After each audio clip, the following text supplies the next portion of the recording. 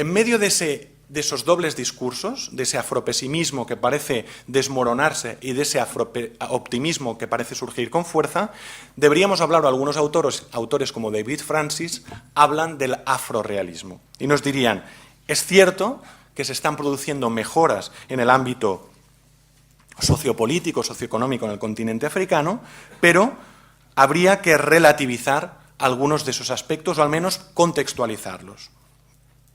En primer lugar, encontramos que en términos socioeconómicos, efectivamente, los objetivos de desarrollo del milenio, por ejemplo, en muchos de los casos y en muchos países se ha producido no un avance sino un retroceso. Y por lo tanto, ahí ya vemos, en términos, por ejemplo, de esperanza de vida, el último informe de desarrollo humano, la realidad de la República Democrática del Congo, de Zambia y de Zimbabue, nos ofrece incluso datos en términos de esperanza de vida peores a los que existían en los años 60.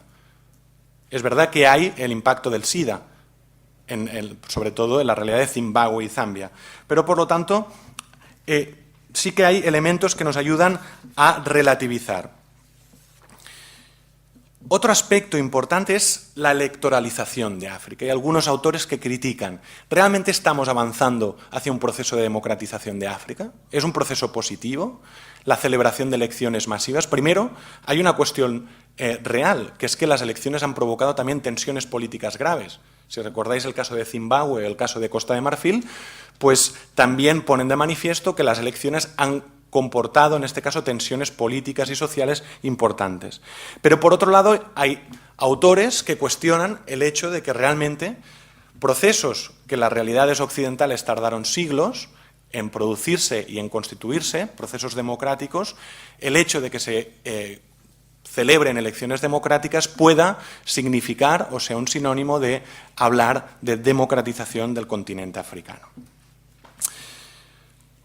Por otro lado, hay autores que también cuestionan la pacificación de África. Es decir, es cierto que se ha reducido el número de conflictos armados, pero también es cierto que en muchos de esos contextos no se ha producido una evolución socioeconómica importante, o muchos de los factores que llevaron a la guerra, muchos vinculados a cuestiones socioeconómicas, de desigualdades, de agravios, no se han solucionado. Existen tensiones sociales y políticas graves en muchos de esos contextos. Y además, la presencia de África en el conjunto de la comunidad internacional sigue siendo limitado, sigue siendo, en este sentido, bastante limitado.